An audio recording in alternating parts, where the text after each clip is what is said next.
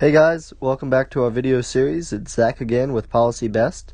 Today we're going to be talking about how our Georgia budget has changed over time.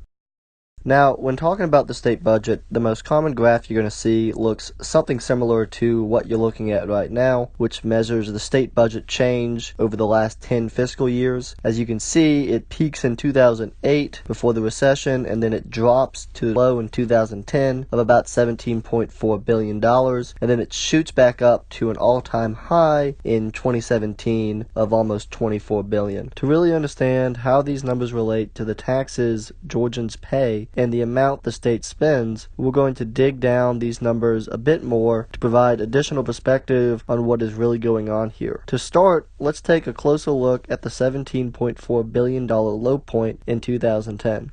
When we talk about the $17.4 billion budget, it's important to remember that that was also the year when we received $2.1 billion in stimulus money from the American Recovery and Reinvestment Act. So in 2010, we were really dealing with a $19.5 billion budget. So going back to the graph from before, but this time counting in stimulus dollars, you'll see from the blue line above that our budget actually remains fairly stable and dips in 2012 instead of 2010, and this time that dollar amount was $18.5 billion.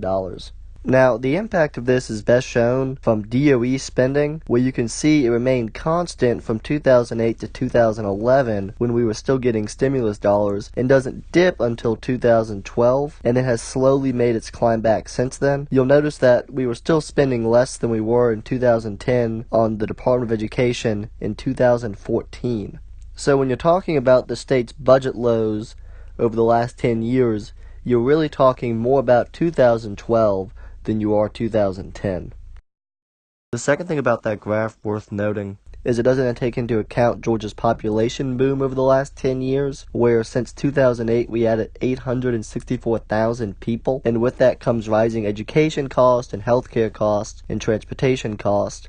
And when you look at the per capita spending, including stimulus dollars, you'll see two things.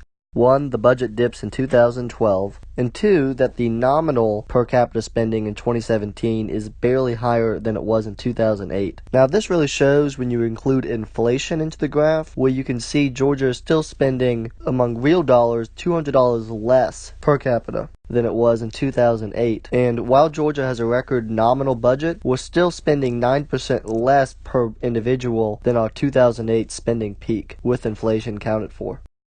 So that's our video. Thank you for watching, and please check out our video next time where we compare our budget with the budgets of neighboring states.